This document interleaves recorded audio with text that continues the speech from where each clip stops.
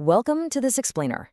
Today, we're diving straight into the hidden mechanics of human nature to decode what is honestly one of life's greatest mysteries.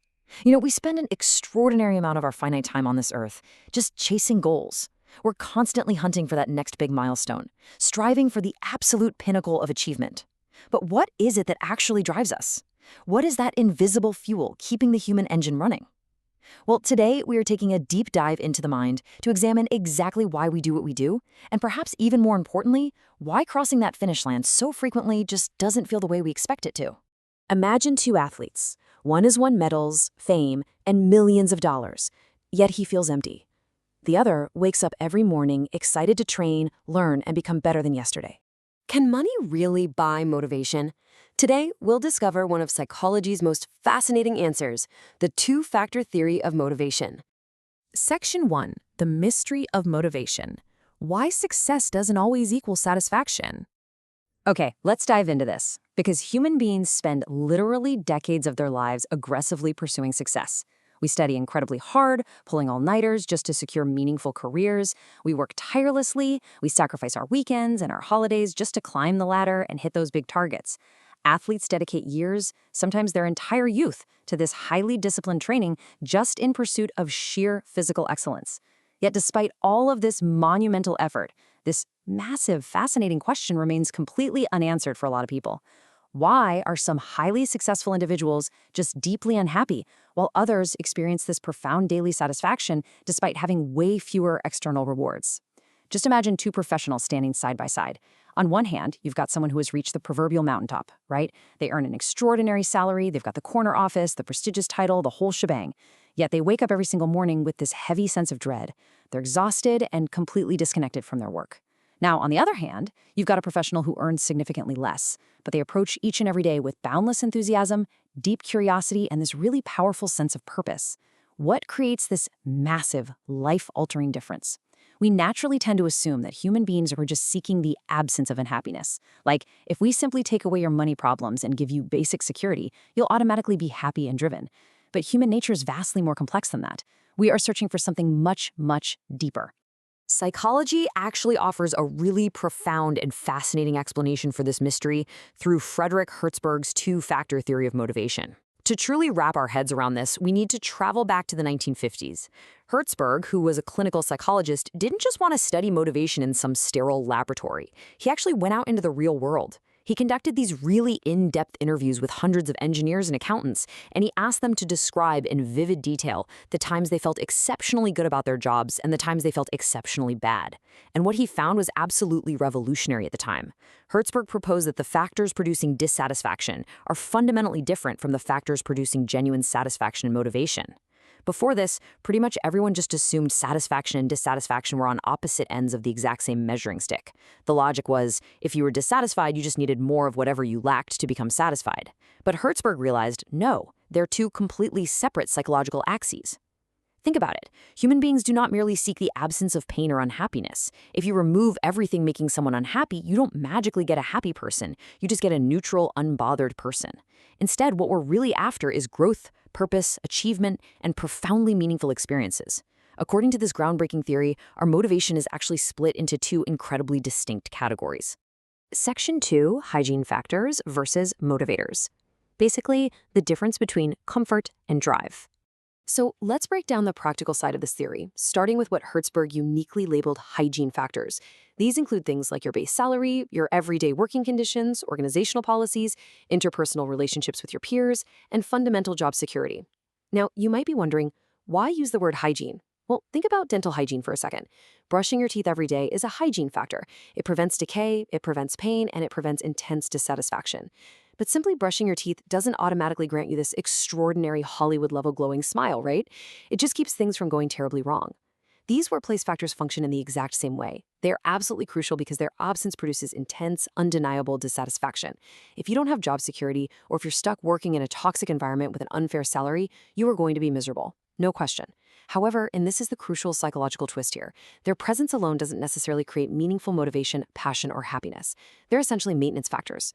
Think about the air conditioning in a building. If the AC breaks on a hot summer day, everyone is furious. But when it's working perfectly, Nobody jumps out of their chair enthusiastically motivated to do their absolute best work just because the room is a comfortable temperature. Hygiene factors keep you from being miserable, but they absolutely do not propel you toward greatness. And that brings us to a really critical realization about the human condition. But is comfort enough? You see, we are absolute masters of adaptation. Human beings quickly, almost instantly, adapt to improvements in our comfort and circumstances. Think about your own life for a second. Getting a higher salary, moving into a nicer facility, or getting some big material reward frequently provides this wonderful, but very temporary, burst of satisfaction. It feels incredible for, about 2 weeks. But then, once you get used to that new salary, it just becomes your new baseline, normal. It's exactly what you expect. You adjust your lifestyle, your expenses rise to meet your new income, and suddenly that thrill is entirely gone. Comfort is wonderful, don't get me wrong, but it rarely sustains long-term, passionate motivation all by itself. Now, what's really interesting about this slide is the second half of the equation, the motivators. Motivators operate on an entirely different psychological wavelength from hygiene factors. We're talking about things like pure achievement, genuine recognition for a job well done, taking on new responsibility, deep personal growth, engaging in truly meaningful work, and having the opportunity for continuous, lifelong improvement. These are the elements that inspire genuine enthusiasm, unwavering commitment, and enduring satisfaction. Think about someone staying up until 2 in the morning to finish building a complex piece of furniture, or spending hours practicing chords on a guitar until their fingers literally blister. They aren't doing that for a base salary or a dental plan. They're doing it because the work itself provides a deep sense of personal achievement and continuous improvement. Motivators don't just maintain your emotional baseline, they actively elevate you. They are the fire that keeps burning long after that initial spark has faded.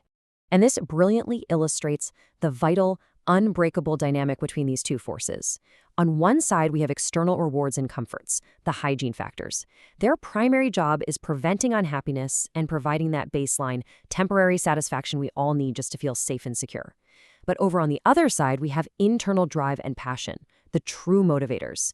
These are what actually spark deep, lasting enthusiasm and inspire an enduring commitment that can weather pretty much any storm. Comfort merely removes dissatisfaction, whereas true aligned purpose creates actual fulfillment. You absolutely need the hygiene factors to survive. I mean, you cannot focus on self-actualization if you're worried about paying your rent next week. But you desperately need the motivators to truly thrive. Balancing these two is the ultimate secret to a deeply satisfying life. Section 3, Finding Purpose in Practice. Applying the psychology to everyday life. Let's shift our focus to the real world and see how this psychology plays out across multiple areas of human performance every single day. Sports psychology beautifully and vividly illustrates this exact distinction. Consider the grueling reality of an elite, Olympic-level athlete. They are out there waking up at 4 a.m. in the freezing rain, pushing their bodies to the absolute brink of physical exhaustion day in and day out. Why on earth do they do it?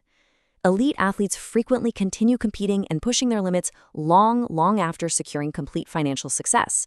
They already have the mansions, they have the sponsorships, the generational wealth. If motivation were solely about money, they would simply retire to a beach, right? But they don't, because their deepest motivations extend vastly beyond mere external rewards. They are seeking mastery over their craft. They seek excellence, a lasting contribution to their sports history, and infinite personal growth. For them, the gritty, painful journey of incrementally becoming better itself becomes profoundly meaningful. The money was just a hygiene factor that allowed them to focus in the first place, but the pursuit of mastery, that is the ultimate motivator. And this phenomenon extends far beyond the athletic track. We see this exact same dynamic dominating education and the modern workplace. Consider a student whose entire educational experience is geared purely toward passing a standardized test. They memorize facts late into the night, regurgitate them onto a piece of paper, and instantly forget them the next day. It's just a massive, exhausting chore. But contrast that with a purposeful learner who discovers a genuine passion for, say, marine biology or history.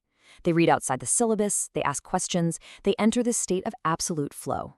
Similarly, in the professional world, individuals thrive miraculously when they perceive their daily contributions as meaningful rather than merely transactional. Imagine an employee who views their job entirely as just trading hours for a paycheck. The moment the clock strikes 5, they are out the door, and they're frequently battling severe burnout. But an employee who feels their daily work actually matters, maybe they're analyzing data that could lead to a medical breakthrough or designing a product that genuinely helps people, their performance absolutely skyrockets. Their work is no longer just a transaction, it's a calling. So, the crucial point is that this theory offers a really profound and practical roadmap for every single one of us. Parents, teachers, coaches, and business leaders possess this incredible power to profoundly influence motivation, but only when they intentionally create environments that cultivate these deeper drives.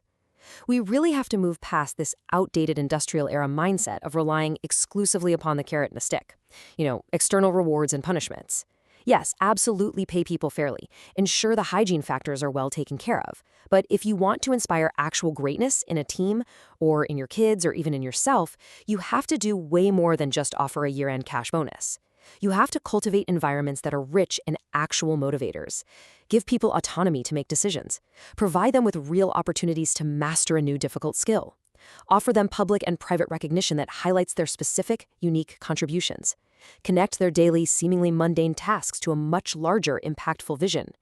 When you build an environment that champions growth over mere compliance, human potential unlocks in ways that are truly staggering. Section 4. The pursuit of meaning. Moving beyond the illusion of the perfect reward. Herzberg's brilliant framework perfectly explains why we so frequently see individuals achieve massive, undeniable success without experiencing even an ounce of internal satisfaction. We spend our youth pursuing goals we are absolutely certain will produce lasting happiness, only to finally arrive at the finish line and discover this really unsettling emptiness. We realize that achievement alone cannot and will not satisfy our deeper psychological needs. Psychology, therefore, invites us, right here and right now, to pause and ask a profoundly important question of ourselves. Are we merely successful, or are we meaningfully fulfilled? It is perhaps the single greatest misconception about human motivation. This deeply ingrained societal belief that acquiring enough money and status will somehow magically create a state of unlimited, permanent happiness. Now, let's be entirely clear about this. Money is not irrelevant. It absolutely contributes significantly towards comfort, security, and the elimination of intense stress. We need it to survive and to protect our families. But creating a life of meaning is an entirely different architectural project. Meaningful motivation organically emerges when individuals perceive genuine opportunities to learn something new, to contribute to the world around them, and to steadily become better, more capable versions of themselves. Lives that are looked back upon with deep pride and peace are frequently constructed upon these core pillars: continuous personal growth, selfless contribution to others, deep and authentic relationships, and a clearly defined sense of purpose. Human excellence, therefore, is never just about what you achieve on paper. It fundamentally requires both achievement and true resonant fulfillment. Frederick Herzberg ultimately leaves us with a powerful reminder that human beings inherently desire far more than just comfortable rewards. We desire deep significance. We universally wish to know that our efforts actually matter, and that our lives possess a lasting meaning. Human beings don't merely wish to succeed, they wish to matter. The greatest achievements in life are not merely measured by what we accumulate, they are equally measured by who we become throughout the journey.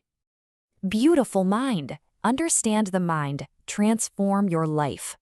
Leave a like on this explainer. Share your thoughts on the comments, share with friends, subscribe to Beautiful Mind. Coming soon, a new question, a new discovery. A beautiful mind. See you again at Beautiful Mind.